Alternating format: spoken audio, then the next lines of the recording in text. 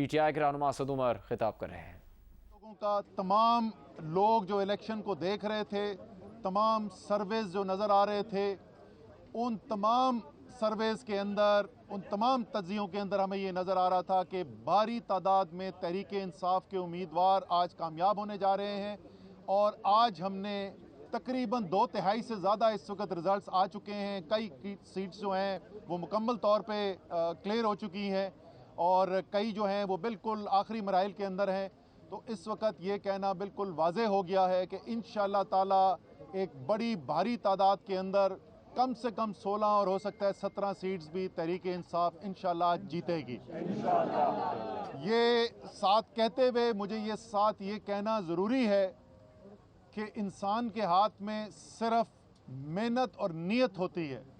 कामयाबी अल्लाह ताला देता है, तो हमें अल्लाह ताला के सामने सर झुकाना चाहिए कि ये उसने कामयाबी तहरीक इंसाफ नहीं, ये पाकिस्तान की कौम को कामयाबी मिल रही है। क्योंकि ये जो सारी पिछले 3 महीने से सिलसिला चल रहा है, मैं कई दफ़ा ये पहले बात कर चुका हूँ कि ये कोई अब सियासी जद्दोजहद नहीं हो रही, ये तहरीक इंसाफ की जद्दोजहद नहीं हो रही, ये एक संग मील है एक जद्दोजहद का कि पाकिस्तान के फ़ैसले क्या जैसे पिछले 60-70 साल से होते आए हैं कि बंद कमरों के अंदर साजिशों के ज़रिए बैरूनी आकाओं के कहने के ऊपर पाकिस्तान के मुस्तकबिल के फ़ैसले होंगे, या पाकिस्तान के फ़ैसले जो हैं वो पाकिस्तान के अवाम करेंगे। और लोगों को नज़र नहीं आ रहा, अप्रैल 9 की रात से नज़र आना शुरू हो गया था कि पाकिस्तान की अवाम ने यह फ़ैसला कर लिया है कि अब उन्हें किसी सूरत में ये कबूल नहीं है कि उनके फ़ैसले बंद कमरों के अंदर बैठकर और सौदेबाजी की बुनियाद पर किए जाएं। जो भी फ़ैसले होने हैं, अच्छे होने हैं, बुरे होने हैं, वो पाकिस्तान की अवाम ने करने हैं। और पाकिस्तान की अवाम ने 9 तारीख से ही कहना शुरू कर दिया था और आज उन्होंने अपना जमहूरी हक इस्तेमाल करके अपने वोट की ताकत से एक बुलंद आवाज़ में तमाम पाकिस्तान में जो लोग हैं उनको भी और दुनिया में जो ताकतें हैं उनको भी पैगाम दे दिया है कि पाकिस्तान के अवाम कह रहे हैं गुलामी नामंजूर। अब आगे के फैसले होने हैं जी, यहाँ से आगे अब कैसे जाना है, ज़ाहिर है पूरी सियासत बदल गई है इस नतीजे से जो आज आ रहा है। तो चेयरमैन साहब ने, इमरान खान साहब ने कल कोर कमेटी का इजलास बुला लिया है। कल इंशाअल्लाह ताला 3 बजे तहरीक इंसाफ की core committee chairman Imran Khan साहब की सदारत के अंदर मिलेगी और वहाँ पर आगे लाए अमल का फ़ैसला होना है।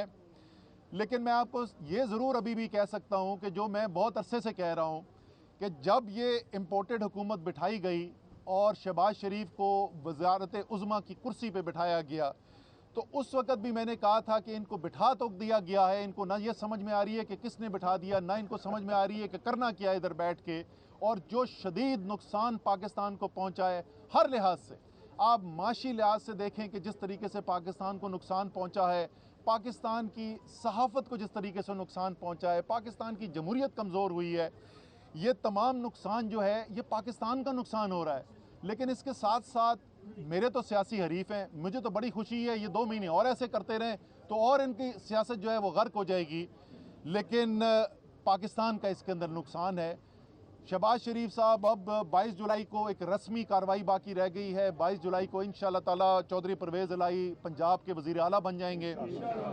खैबर पख्तूनख्वा, गिलगित बल्तिस्तान, आज़ाद कश्मीर में पहले ही तहरीक इंसाफ की हुकूमत है। पंजाब में तहरीक इंसाफ और इत्तेहादियों की हुकूमत बनने जा रही है और उसके साथ सिंध में पीपल्स पार्टी की हुकूमत है, बलूचिस्तान में बलूचिस्तान अवामी पार्टी की हुकूमत है। तो शहबाज शरीफ तो बुनियादी तौर पे इसके बाद इस्लामाबाद के वज़ीर आज़म रह गए हैं। तो ये जो है और यह भी वो शहर इस्लामाबाद जो 2/3 तहरीक इंसाफ का है। तो मेरे ख्याल में मेरा सियासी तज्ज़िया ये कहता है कि शायद अब तहरीक इंसाफ से ज़्यादा उनकी ये ज़रूरत बन गई है कि एक नए इलेक्शन की तरफ पाकिस्तान को ले जाया जाए। इस हैजान से, सियासी हैजान से और माशी हैजान जो पाकिस्तान में पैदा हुआ है उससे पाकिस्तान को निकाला जाए। लेकिन खैर ये उनके फ़ैसले करने के हैं, जो हमारा फ़ैसला करने का है। इंशाअल्लाह ताला जैसे मैंने कहा कि कल 3 बजे के कोर कमेटी के इजलास में इमरान खान साहब उसकी सदारत करेंगे, चेयरमैन पीटीआई, और उसके बाद जो फैसले हैं आगे के लाए अमल के, उसके बाद हमें ऐलान कर दिया जाएगा। आप समझते हैं इन इलेक्शन में एक्स और वाई का कोई किरदार था, और क्या पंजाब के बाद के लिए कोर कमेटी का गौर करेगी? जी, जैसे मैंने कहा ना कि अब आप देखें, हम तो पहले से कह रहे थे जिस दिन से ये एक रजीम चेंज हुई है और एक गैर फितरी हुकूमत को मुआवजे वजूद में लाया गया है, हम तो उस दिन से कह रहे हैं कि ये निज़ाम चल ही नहीं सकता। और जैसे मैंने पहले कहा कि उसका बड़ा शदीद नुकसान पाकिस्तान को उठाना पड़ रहा है। तो अब जो आज के रिज़ल्ट्स आ गए हैं और जो पाकिस्तान की आवाम ने ये फ़ैसला सुना दिया है, इसके बाद तो इस निज़ाम के चलने की मंतक ही कोई नहीं बनती। तो ये बात सिर्फ पंजाब की नहीं है, सारे पाकिस्तान की है। लेकिन फिर मैं वही कहूँगा, इसका हतमी फ़ैसला जो है कि आगे हमारा मुतालबा क्या रखना है, वो कल चेयरमैन करेंगे।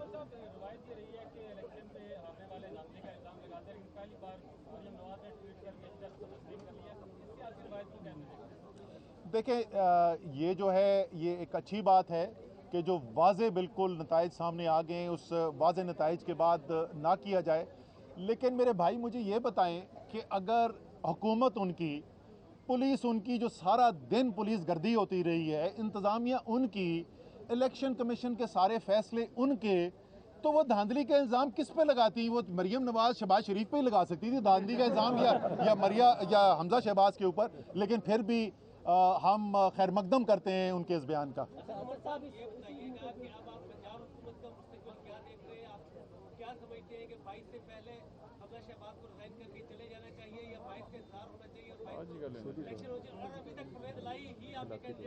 जी, परवेज़ इलाही तो कैंडिडेट हैं, बिल्कुल परवेज़ इलाही कैंडिडेट रहेंगे। लेकिन जैसे मैंने कहा कि फ़ैसला ये उनका करने का है, मेरा फ़ैसला तो नहीं है मुस्लिम लीग नून के फ़ैसले करने का। लेकिन एक सियासी तज्ज़ियाकार के तौर पर मेरे ख्याल में जो सबसे बेहतर फ़ैसला उनके लिए बनता है, कौम के लिए तो है ही बेहतर, जो उनके लिए बनता है, उनको अब नए इलेक्शन की तरफ जाना चाहिए। इस निज़ाम के अंदर उनका नुकसान ही नुकसान है। वो उसकी तरदीद जो है वो शेख रशीद साहब पहले कर चुके हैं।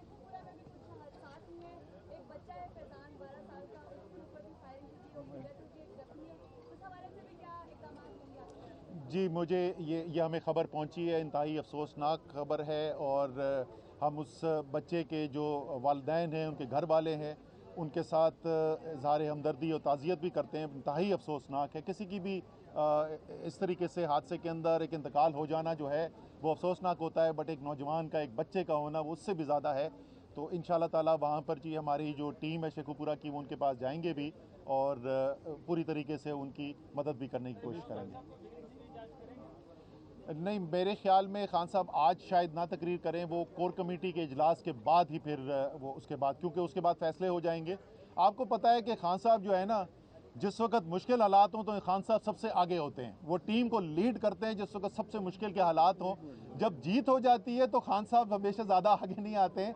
2018 का जो इलेक्शन था उसका भी मुझे याद है, बनी गाला में शहबाज शरीफ ने तकरीर की थी, तो उसके बाद हम सब ने कहा, हम साथ बैठे हुए थे, हमने खान साहब से कहा कि जी अब आप जाएं, आप भी तकरीर करें। उन्होंने कहा नहीं मैं नहीं करूंगा, असद तुम जाके कर दो। तो खान साहब जो हैं वो मुश्किल वक्त में आगे होते हैं। के दौरान वादे किए गए थे जिन जिन हलकों में कि वो वहाँ पे आएंगे दोबारा शुक्रिया अदा करने, क्या इमरान खान उन हलकों में दोबारा जाएंगे? सब मेरा तो ये मानना है और हमेशा से मानना रहा है। और मैं आपको बताऊं कि इसके बाद के ऊपर जो है हमारा कोई अंदरूनी मुख्तलिफ राय भी थी, एक से ज़्यादा राय थी, लेकिन मेरी राय हमेशा से ये रही है, मेरा पुराना फार्मूला है, इमरान खान अवाम में, तहरीक इंसाफ ऊपर, इमरान खान बनी गाला में या प्राइम मिनिस्टर हाउस में बंद, तहरीक इंसाफ नीचे। तो मैं तो जब वो वज़ीर आज़म थे मैं उस वक्त भी यकीन रखता था कि इमरान खान को अवाम के अंदर होना चाहिए। इमरान खान की सियासत जो है वो किसी गमले में लगे हुए पौधे की सियासत नहीं है। इमरान खान सियासत करते हैं अपने अल्लाह के ईमान के ऊपर और अपनी आवाम की ताकत के ऊपर। इसलिए इमरान खान जो है वो आवाम में अच्छे लगते हैं और मुझे यकीन है इंशाअल्लाह ताला जो उन्होंने वादा किया है वो ज़रूर पूरा करेंगे।